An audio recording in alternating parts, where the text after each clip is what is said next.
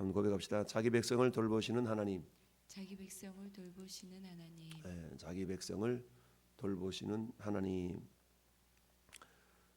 엘리사가 엘리야의 능력보다 영감이 갑절이나 임하기를 내게 원합니다 라고 승천하는 엘리야를 붙잡고 기도의 내용, 너 뭘 원하냐 라고 했을 때 그렇게 고백했죠.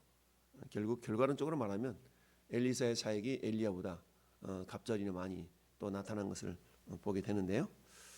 그 가운데 오늘은 우리가 잘 아는 것처럼 과부의 기름 그릇이 가득 차는 그런 모습. 1절이 이렇게 얘기합니다. 선지자의 제자들의 아내 중 한 여인이 엘리사에게 부르짖어 이르되 당신의 종 나의 남편이 이미 죽었다. 그러니까 엘리사의 제자 중 한 사람이었겠죠. 엘리사의 제자 중 한 사람이 결국 죽었는데 가정을 가진 사람이었다. 더군다나 아들이 둘씩이나 있었다라는 그 의미죠. 둘씩이나 아들이 있는 그 제자가 무슨 일인지는 모르지만 아무튼 죽었어요. 죽은데 죽으면 뭐만 남아요? 부인과 자녀들만 남죠. 오늘날에도 홀사모라는 말이 많이 있는데요, 등장하는데요. 즉 남편과 부부가 목회를 하다가 목사님 남편이 돌아가시면 사모님은 그냥 홀사모라는 말이 들려지게 되죠. 예나 지금이나 여인이 혼자서 살아간다는 것은 쉬운 일이 아닙니다. 그러다 보니까 경제적인 어려움 속에서 아마 빚을 좀 졌던 모양이죠. 그러니 갚을 능력이 쉽게 또 나타나지 않아서 그 빚 갚으라는 독촉은 계속 들어오고, 이런 상황 가운데서 이제 빚 준 사람들이 너 빚 못 갚으면 니네 두 아들 내놔. 근데 우리 집에 가가지고 내가 저놈들 종이라도 삼아야 될 거야. 아마 이랬던 모양입니다. 그러다 보니까 부모 심정, 어미의 심정이 얼마나 아팠겠어요. 가뜩이나 경제적인 어려움, 그것 때문에 서러움도 큰데 더군다나 또한 자기 아들들을 데려다가 종을 삼는다고 그러니까 마음이 많이 아프죠. 그래서 이 문제를 가지고 고민하지 아니하고 고민하다가 누구를 찾아와요? 스승 엘리사를 찾아와서 그에게 이야기를 합니다. 자, 그랬더니 엘리사가 말하기를 그래, 내가 너를 위하여 어떻게 하랴. 그래, 어떻게 해줬으면 좋겠어. 당장의 문제는 이 재정적인 어려움이니까 이 재정적인 어려움을 좀 어떻게 해결할 수 있도록 해달라는 그런 얘기 아니겠어요? 그랬더니 내 집에 무엇이 있는지 내게 말하라. 집에 뭐냐? 그랬더니 계집종이 집에 기름 한 그릇 외에는 아무것도 없나이다. 기름 한 그릇. 옛날 성경에 기름 한 병 이렇게 돼 있죠. 한 병 외에는 아무것도 없습니다. 그랬더니 그래, 됐다. 너는 밖에 나가서 모든 이웃에게 그릇을 빌리라. 그릇을 빌리되 조금 빌리지 말고 있는 대로 빌려와라. 이렇게 얘기를 하니까 이 여인이 도무지 무슨 까닭인지 따져 묻지 않고 그대로 어찌 보면 순종하고 있죠. 그래서 두 아들들에게 야, 너는 이 집으로 가, 너는 저 집으로 가, 엄마는 여기로 갈게. 그 각종 그릇을 다 빌려왔네. 다 빌려왔나이다. 그랬더니 너는 내 두 아들과 함께 들어가서 문을 닫고 그 모든 그릇에 기름을 부어 차는 대로 옮겨 놓으라. 문을 닫아라. 실제로 하나님의 역사하심이 세상 사람들은 이해할 수 없을 테니까 들어가서 기름을 부어라. 이랬더니 여인이 물러가서 그의 두 아들과 함께 문을 닫으니 그들은 기름을 그에게로 가져오고 그들은 부었다. 그랬더니 그릇에 다 찼다.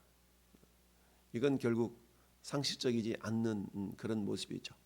마치 요한복음 2장의 가나 혼인잔치에 물이 변하여 포도주가 된 사건과 유사하지 않습니까? 야, 너 이상할 것 없어? 뭐라고 말씀하시든지 그대로 해. 알았지? 예, 주인마님도 아니지. 네, 마님. 이러면서 마리아가 시킨 대로 하인들이 예수님이 무엇을 하든지 그대로 하라 했던, 그랬더니 어때요?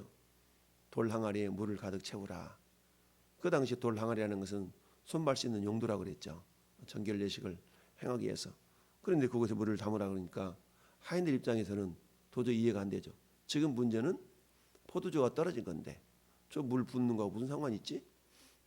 근데 따져 묻지 말고 그대로 하라 그러니까 뭐 시킨 대로 하면 되지 뭐 우리야 뭐 이랬던 겁니다. 그런데 문제는 그를 물을 떠다가 연회장에 갖다 주라고 그러니까 연회장이 지금 발 씻을라나 보다, 손 씻을라나 보다 이런 생각도 가졌지 않겠어요? 근데 가는 도중에 물이 변하여 포도주가 되니까 이 모습을 바라봤던 하인들은 얼마나 놀랐겠어요. 근데 이미 연회장은 물이 변하여 포도주가 된 결과물만 지금 보고 있는 거죠. 그래서 깜짝 놀라가지고 이게 무슨 연고인가 이렇게 지금 놀라 있는 상태인데 그런 것처럼 왜 그릇을 빌리라 그러지? 우리는 지금 이렇게 기름 한 그릇밖에 없는데 왜 그릇을 빌리라고 그럴까? 따져 묻지 않고 엘리사 이 말대로 그릇을 잔뜩 빌려왔네.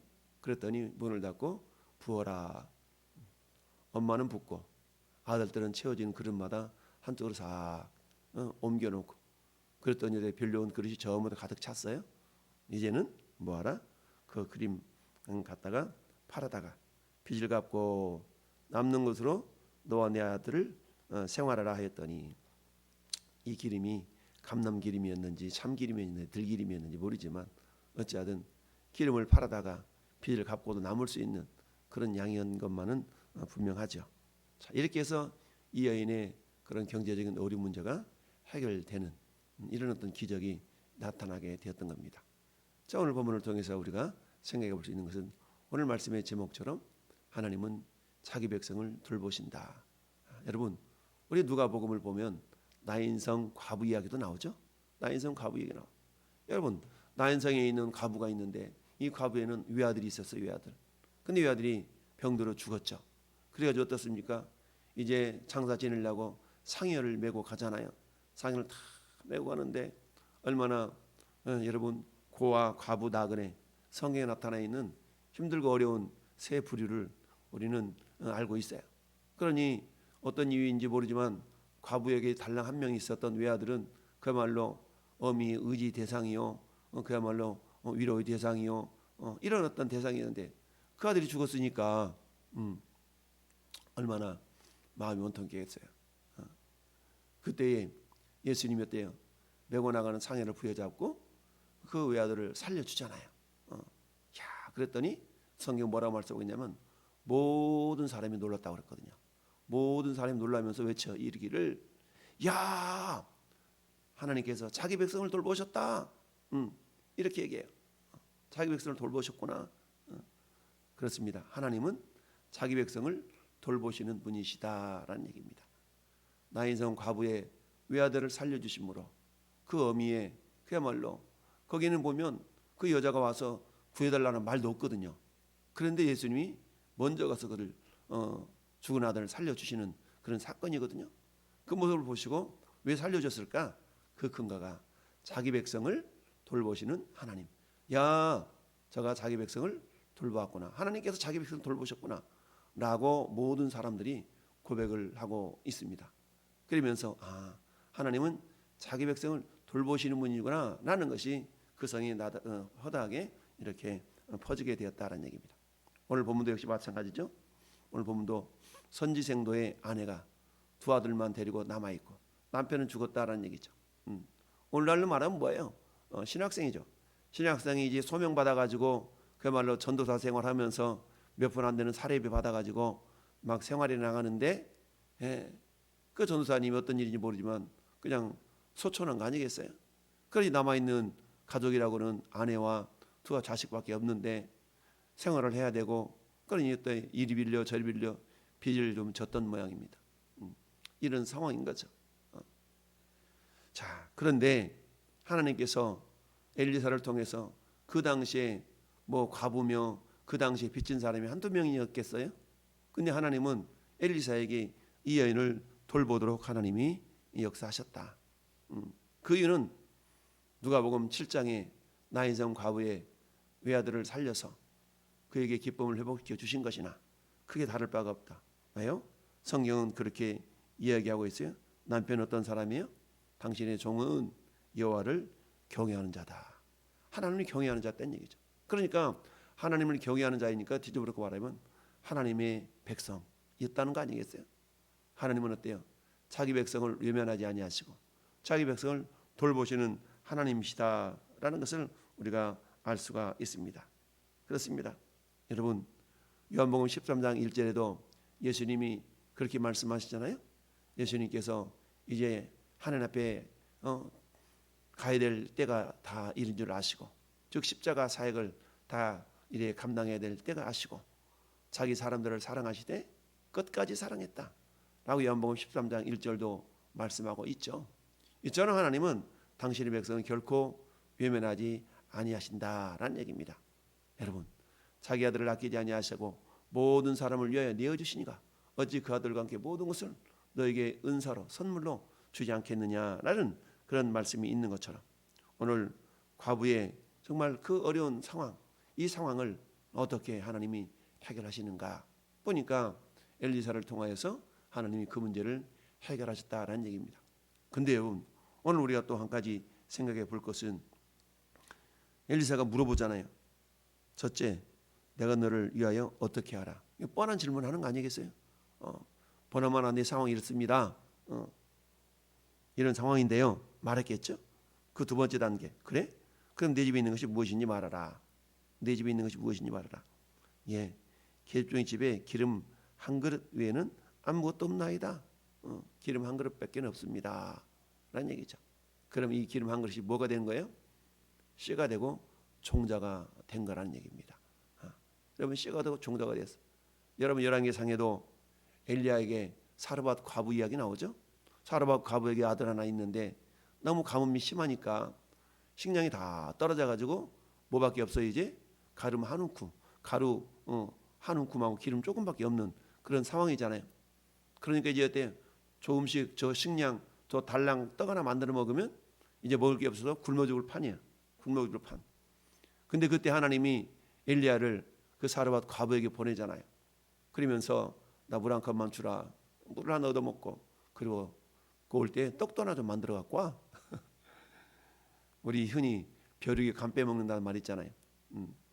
그래요? 지금 가루 요만큼밖에 없는데 이거 먹고는 지금 죽으려고 그랬는데 만들어 오라고 그러다니요. 당신 염치가 있어야죠. 이렇게 따져 묻지 않고 그 과부가 어때요? 그래, 이래 주거나 저래 주거나 마찬가지지. 아마 그랬던 것 같아. 먹고 주거나 안 먹고 주거나, 그래 당신 내가 드리라. 이러면서 결국 엘리야를 공개하죠. 그런데 하나님께서는 어때요? 가뭄이 끝날 때까지 그의 가정에 통의 가루와 병의 결임이 끊어지지 않도록, 떨어지지 않도록 하나님이 복을 주셨던 걸 봅니다. 그 장면이, 오늘 장면이 어때요? 엘리야를 통해 역사하셨던 그 가정도 뭡니까? 하나님은 자기 백성을 돌보셨다. 그런데 여러분, 무에서 유를 창조내시는 하나님이시기도 하지만, 그러나 여러분, 지난주에 말씀드렸죠. 사도신경에 있어서 천지를 만드신이라는 그 만드신이라는 단어는 만들라는 단어는 아슈아라는 단어라고 했어요. 아슈아라는 단어는 있는 것에 있는 걸 만드는 거예요. 있는 것에 있는 것을 만드는 것은 사람도 할 수 있잖아요. 근데 천지는 만든 게 아니고 창조하셨다라고 표현해야만이 돌타라고 그랬죠. 이 창조한다는 말은 바라라는 단어인데요. 이 바라라는 단어는 무에서 유를 만들어낼 때 사용한 단어가 바라거든요. 창세기 1장 1절 말씀이거든요. 태초에 하나님이 천지를 창조하셨다. 그래서 at the bara 하샤마임, 엘로힘 하샤마임. 그러니까 하나님께서는 천지를 창조하신 것이지, 물론 만든 부분도 있죠. 만든 부분도 있지만 천지를 창조하시고 창조물 가운데 그 창조물을 가지고 또 빚으셔서 조물하신 아샤도 하신 그 하나님이시죠. 그런 것처럼 하나님은 자기 백성을 돌보심에 있어서 창조 역사도 이루시지만 그 다음에 조물의 역사도 이루어 가신다라는 얘기입니다. 근데 그 조물의 역사를 이루실 때는 하나님 뭘 보시냐? 너에게 씨가 있느냐는 얘기죠. 씨가 있느냐. 여러분, 고린도후서 8장 9장에 보니까 하나님은 씨와 먹을 양식을 주시는 분이다 라고 말씀하고 있습니다. 씨와 먹을 양식을 주신다. 그러면 씨라는 것은 먹어야 돼요? 심어야 돼요? 씨는 심는 거예요. 씨와 먹을 양식을 주시는 하나님께서, 이게 성경이 하나님께서는 양식과 씨를 주셔 이러지 아니하시고 씨와 먹을 양식을 주신다라고 표현하고 있죠. 그 씨라는 것은 심는 것이요, 나머지 양식 가지고 내가 더 양식을 낳게 해서 심든지 먹든지 하는 것이죠. 근데 어때요? 그 양식마저도 씨마저도 먹어버린다면 이듬해에 심을 종자가 없기 때문에 이듬해 농사를 지을 수가 없는 것이죠.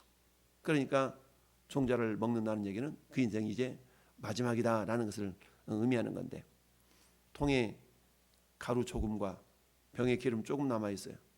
엘리야 때에 그 사르밧 과부가 이 조금만 먹으면 살고 싶어도 더 살 수 없는 그런 상황이었던, 극한 상황이었던 거죠. 근데 하나님은 그 여인에게 엘리야를 공개할 수 있도록 그렇게 마음에 감동을 주셨던 거죠.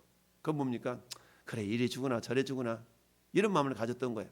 성경 뭐라고 말씀합니까? 죽고자 하는 자는 산다 라는 말씀이 있죠. 그러니까 자기 생명 이리 주거나 저리 주거나 까짓건 그래 당신이나 내가 섬겨 드리리다 라는 그런 죽을 각오를 하고 섬겼을 때 오히려 하나님은 그의 가정이 가뭄이 다 끝날 때까지 먹고도 남음이 있는 그런 식량을 공개해 주셨던 걸 봅니다. 오늘 이 과부 역시 마찬가지. 선지생도의 아내가 두 아들만 남겨져 있는데 정말 경제적인 어려움 때문에 빚을 져서 갚을 능력이 부족한데 빚쟁이 와서 독촉을 하지, 너 못 갚아? 그럼 두 아들 내놔. 나는 그런 정말 참담한 그런 현실 속에서 이 여인이 문제를 풀어감에 있어서 다른 사람을 찾아간 것이 아니라 선지자를 찾아갔다는 얘기는 하나님을 찾아갔다는 얘기죠. 우리도 역시 마찬가지죠. 우리의 인생에 문제가 없는 사람 어디가 있겠습니까? 이렇게 저렇게 우리가 해보려고 하다가 결국 안 될 때 어때? 견디다 못해 쓰러질 때, 견디다 못해 쓰러질 때 불쌍히 여겨 자 구원해 주실리. 우리 주님은 그렇다는 얘기죠. 결코 우리를 외면하지 아니하시고 자기 백성을 돌보시는 그 하나님의 손길은 그때나 지금이나 엘리야 시대 때도 사르밧 과부를 공개하셨던 주님, 엘리사 선지 때도 오늘 이 선지생도의 아내를 돌보셨던 주님, 예수님 당시에도 나인성 과부의 외아들을 살려서 돌보셨던 주님. 그러면 어때요? 시대와 상황은 변화했다 할지라도 우리 하나님은 자기 백성을 돌보시는 분이다라는 얘기입니다. 시편 121편 1절의 말씀처럼 내가 산을 향하여 눈을 들리라. 나의 도움이 어디서 올꼬? 나의 도움이 천지를 지으신 여호와에게서로이다 라는 것처럼 여러분, 인간의 도움은 한계가 있잖아요. 그점 하나님은 전능자이시고 우리 하나님은 부족함이 없으신 분이다. 그러니까 다윗의 고백처럼 여호와를 자기 목자 삼는 사람은 결코 부족함이 없다라는 믿음의 고백이 그대로 이루어진 줄 믿습니다. 여호와는 나의 목자시니 내게 부족함이 없노라가 우리가 그동안 믿음으로 고백했던 그 시편 23편의 1절 말씀처럼 여러분, 여호와를 경외한 자에게는 모든 것에 부족함이 없으리로다 라고 시인이 고백했던 그 고백이 오늘 한날도 저우는 삶 속에서 그대로 나타나 하나님은 자기 백성을 돌보시는 하나님이심을 기억하고 주님, 나는 당신의 자녀입니다. 하나님, 당신 나의 아버지십니다 라고 우리가 믿음을 고백하며 우리의 부족한 부분들을 믿음으로 주를 향하여 고백하며 기도할 때 하나님은 반드시 때를 따라 아름다운 것으로 풍성한 것으로 채워주시는 능력의 아버지이신 줄 믿습니다. 오늘도 우리가 이 말씀을 기억하면서 하나님께 기도하고 생명을 얻는 풍성한 하루가 될 수 있기를 예수님의 이름으로 축원합니다. 아멘.